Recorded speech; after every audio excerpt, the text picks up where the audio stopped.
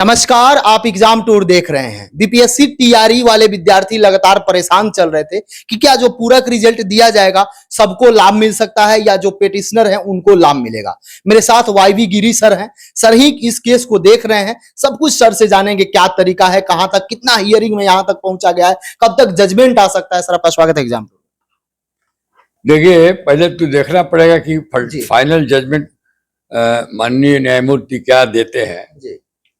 वो ये भी दे सकते हैं कि इस केस का जो फलाफल है, जो रिजल्ट है, इससे केवल जो रिट पिटिशनर है, जिन्होंने केस किया है 101 आदमी, उन्हीं को लाभ मिलेगा, क्योंकि बाकी लोग तो कोर्ट आए नहीं।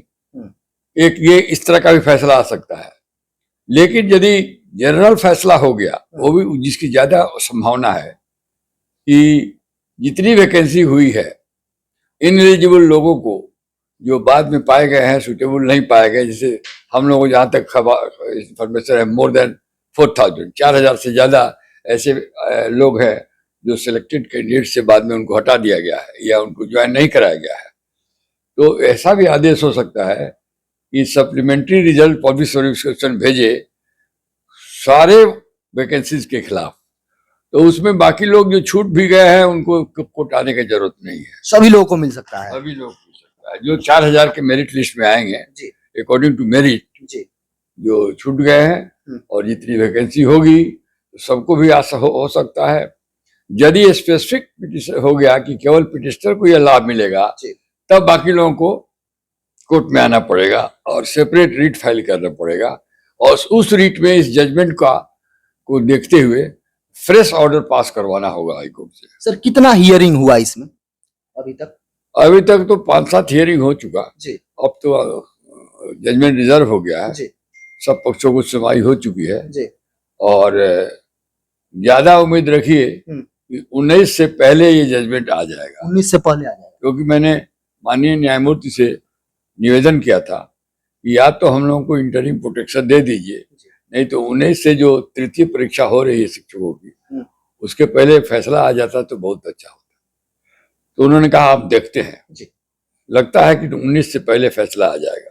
सर एज वाले का भी मामला चल रहा था, उस पर क्या हुआ सर? जो 16 जो जैसे एज के हमारे 101 जो पिटिशनर थे इस केस में जो सब क्वालिफाइड कैंडिडेट है, क्योंकि एज में ये नए थे, उसी नंबर बराबर है, और जिसका एज ज्यादा हो गया था, ज्यादा उनसे एज में जो उम्र दराज लोग थे, क्योंकि एडवर्टीजमेंट में ही है यदि एक नंबर आएगा, एक ही नंबर आएगा 3 आदमी, 10 आदमी, 20 आदमी, 50 आदमी का, तो वैकेंसी के अनुसार जो उसका उम्र ज्यादा होगा उसका नाम जाएगा, और जिसका उम्र कम होगा उसका नहीं जाएगा। डेट ऑफ बर्थ जी, तो डेट ऑफ बर्थ 2 था, एक तो मार्क्स और डेट ऑफ बर्थ। तो डेट ऑफ बर्थ के अनुसार भी ये तो सब मेरिट में थे ही, लेकिन इनका नाम नहीं आ सका क्योंकि ये लोग एज में नौजवान कम थे, और इनसे पहले वाले जो एज थे डेट ऑफ बर्थ उनका आया।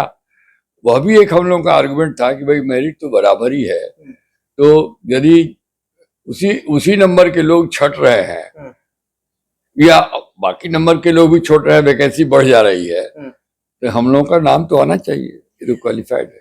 सर इसमें अभी बहुत सारे विद्यार्थी जो ज्वाइन किए हैं वो भी बाहर हो रहे हैं, तो वो भी सीट जो खाली रह रहा है, क्या उस पर भी आ सकता है? क्या आ सकता है 26वीं जो नोटिफिकेशन हुआ था वैकेंसी 26 नंबर के, उस वैकेंसी के खिलाफ जो नियुक्ति हुई है, और उस नियुक्ति में जो कमी बेसी पाकर और लोगों को हटाया जा रहा है, तो वो नियुक्ति तो उसी समय की नियुक्ति है, उसी पैनल से भरना चाहिए।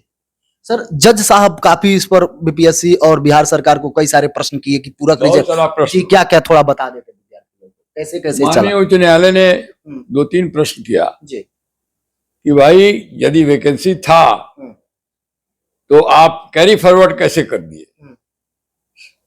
कैरी फॉरवर्ड ने उन लोगों का बीपीएससी और सरकार का था कि वो वैकेंसी जो निकली थी उसको हम लोग आगे तीसरी और दूसरी में कैरी फॉरवर्ड कर दिया। फिर हम लोगों ने कागज दिखाया कि सेकंड में 27वीं में तो नहीं हुई है, हाँ अभी जो 22 की नियुक्ति हुई है, 24 की नियुक्ति संख्या 22 2024 में, उसमें उन्होंने कैरी फॉरवर्ड कर दिया। तो प्रश्न ये उठा कि जब आपके पास सुटेबल कैंडिडेट थे और लिस्ट में इसके मेरिट लिस्ट जो बना, तो आप लोगों को पहले तो वेटिंग लिस्ट बनाना चाहिए था, वेटिंग लिस्ट नहीं बनाए। फिर भी जो अकॉर्डिंग टू मेरिट यदि वैकेंसी हुई है तो उससे नाम पहले भेजना चाहिए। और किस आधार पर आपने कैरी फॉरवर्ड कर दिया, कैरी फॉरवर्ड का क्या आधार है? हम लोगों का कहना है कि कोई आधार नहीं, न कोई इस पर लॉ है। किसी लॉ के अनुसार इनको अधिकार नहीं है। वैकेंसी यदि नहीं भरती है तो उसी लिस्ट से यदि क्वालिफाइड कैंडिडेट है, मार्क्स सिक्योर किए हुए हैं लोग, जितने मार्क्स पर बहाली हुई है, तो आपको उस लिस्ट भेजना चाहिए, सप्लीमेंट्री लिस्ट। मैम भी मेरे साथ हैं, इनसे भी बातचीत करेंगे। एक बात बताइए मैम, जैसे आप केस देख रहे हैं, सृष्टि सिंह है मैम, जो वर्दी का सपना पूरा कीजिए। बिहार पुलिस की परीक्षा है अगस्त महीने के अंदर में। हम पूरा आपके लिए रिवीजन बैच लेकर के आए, सभी विषय पढ़ाए जाएंगे सिर्फ 2 रुपए में। ऐप डाउनलोड कीजिए, तो ऑफिसर अकेडमी के साथ जुड़िए हमारे साथ। नमस्कार, जय हिंद। ये 101 विद्यार्थी हैं, यदि इनको जजमेंट इनके पक्ष में आता है 1 से 2 दिन में तो आ जाएगा, तो उसके बाद यदि सबका नहीं मिलता है, जनरल आदेश नहीं आता है, तो जो विद्यार्थी बचे हुए हैं जिनका सेम मार्क्स है या जो यहाँ कोर्ट नहीं पहुंच पाए, यदि वो फिर से आते हैं तो उनको लाभ मिलेगा क्या? जी, सीनियर एडवोकेट मिस्टर वाईवी गिरी ने इसी प्रश्न का भी जवाब दिया। जजमेंट अगर आता है रिस्ट्रिक्टेड टू 101 पिटिशनर्स, तो जो सिमिलरली सिचुएटेड और कैंडिडेट्स हैं जिनका भी सेम इशू है लेकिन वो कोर्ट नहीं आए, वो एक नया रिट दाखिल कर सकते हैं और उस जो हम पहला जजमेंट का लाभ है उस सेकंड रिट के थ्रू वो अवेल कर सकते हैं। कम समय में मिल जाता है क्या उस समय जजमेंट? देखिए, वो तो यहाँ पे हाई कोर्ट का अपना लिस्टिंग हियरिंग का प्रोसीजर है, तो उनको अपना जल्दी से फाइल कराना होगा, क्योंकि कोर्ट भी तो तभी सुनेगा जब मैटर कोर्ट में दाखिल होगा, और टेकअप भी करने में कुछ समय तो लगता ही है, तो उसमें मेंशनिंग उनको कराना पड़ेगा अर्जेंट हियरिंग के लिए, और तभी उसमें जजमेंट आएगा। इसका फर्स्ट हियरिंग कब हुआ था हमारे केस का? हम लोग का केस फाइल हुआ था नवंबर 23 में। उसके तुरंत बाद ही अर्जेंट मेंशनिंग के बेसिस पे केस टेकअप हुआ था, जो उस समय रेलेवेंट बेंच था उनके यहाँ। तब से 7-8 हियरिंग हो चुकी है। 8 हियरिंग जी मैम। बहुत सारे बच्चे ये जानना चाहते हैं, बहुत लोग दिव्यांग हैं जिनको बाहर वाले दिव्यांग को भी बिहार में मिल गया है, बहुत सारे महिला हैं जो बाहरी महिला है, बिहार वाले महिला के जगह पर भी बहाल हो गए हैं, क्या उन सारे लोग भी आते हैं तो उनको सब न्याय मिल सकता है? यहाँ पे जो इशू रेस था वो अलग इशू था। जैसा सर ने बताया, हमारे पिटिशनर्स जो थे उन्होंने कट ऑफ मार्क्स ऑब्टेन किया था, बट क्योंकि उनका एज कम था तो in accordance with the advertisement उनका सिलेक्शन नहीं हुआ या मेरिट लिस्ट में नाम नहीं आया। लेकिन आप जो सारे इश्यूज बोल रहे हैं उस पे करेंटली अभी कोई जजमेंट, ये सब्जेक्ट मैटर नहीं था। तो अगर ऐसे अलग इश्यूज हैं तो उसके लिए अलग से कोर्ट में पिटिशनर्स जो होंगे उनको आना पड़ेगा।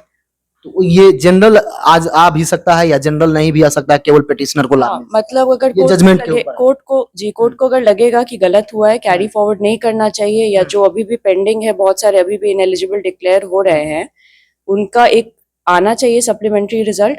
तो अगर एक सप्लीमेंट्री रिजल्ट आएगा तो फिर अकॉर्डिंग टू द मेरिट जो होंगे, हो सकता है 103 लोग पिटिशनर्स जो है उसमें से कोई नीचे ही हो, ऊपर नहीं हो, तो उनका नाम शायद नहीं भी आए, तो उस हिसाब से भी फिर आपका डिसीजन आ सकता है। बहुत बहुत धन्यवाद जी। जो भी व्यूअर देख रहे हैं, अभी 1 से 2 दिन में जब जजमेंट आएगा तो फिर से मैं सर से मिलूंगा, किस तरह का जजमेंट रहता है, किनको लाभ मिल सकता है, किनको नहीं मिल सकता है, आगे आपको क्या करना चाहिए, क्योंकि बीपीएससी में बहुत सारी खामियां हैं। आप भी देखे हुए हैं, आपका अंक बराबर है, डेट ऑफ बर्थ के कारण या पार्ट 1, पार्ट 2, पार्ट 3 जो कट ऑफ जारी किया गया उसके कारण से आप वंचित रह गए। तो नेक्स्ट वीडियो में उस पर हम लोग सर से चर्चा करेंगे। सर, समय देने के लिए बहुत धन्यवाद। बहुत बहुत धन्यवाद।